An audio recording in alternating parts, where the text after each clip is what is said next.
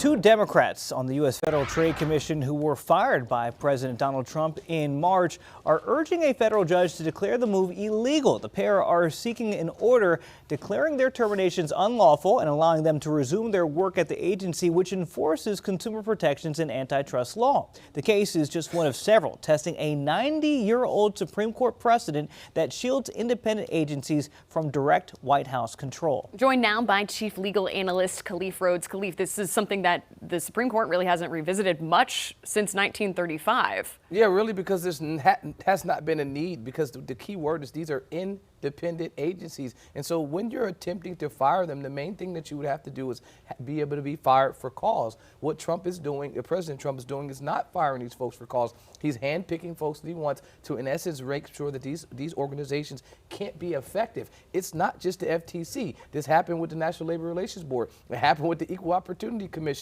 Then in those situations, at least the National Labor Relations Boards, those two women that were fired sued to get their job back. The lower court already ruled that it was unconstitutional for the president to do this. But what does the president do right after that? He goes and fires these folks. And the firings aren't on accident. If you need those individuals to be there for this organization to be effective, they're only there for quorum. So if you fire them, now they can't have quorum. They can't have a meeting. They can't take any action. So these are strategic firings, not because I don't like you, just because I want to make sure that this organization cannot be effective. If you can't meet, if you don't have quorum, there's no work being done. And that's what happened with both of these other organizations. That's why they sued to be able to come back. You can't point to any cause for my termination. The rationale for my termination was that you just wanted to get rid of me, and the lower court agreed. Khalif, the writing seems pretty black and white here. You need the cause. How would you argue this if you're the Trump administration?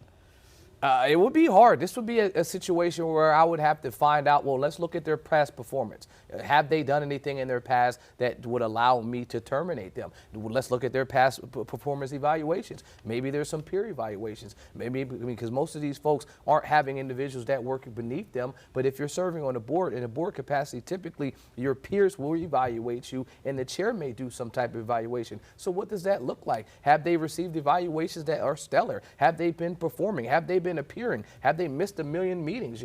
If that's the case, then typically you will want to terminate someone. But if you don't have any cause, if they're showing up, if they're voting, if they're doing the things that they were placed there to do, then you don't have a rationale to fire them. Then typically, as in the National Labor Board's relations, they take this case to court, the lower court would rule, and then the Trump administration would appeal. And so then the only strategy is to delay, as Trump has done numerous times in the past in legal situations, where if I have a case that I don't like the ruling, I can appeal, and that appeal process can take a long time. While we're waiting, those folks will still be sitting there on the sidelines. Again, no quorum, nothing happening. All right. Chief Legal Analyst Khalif Rhodes, thank you so much here for breaking that down for us. Appreciate it. We'll continue to follow that.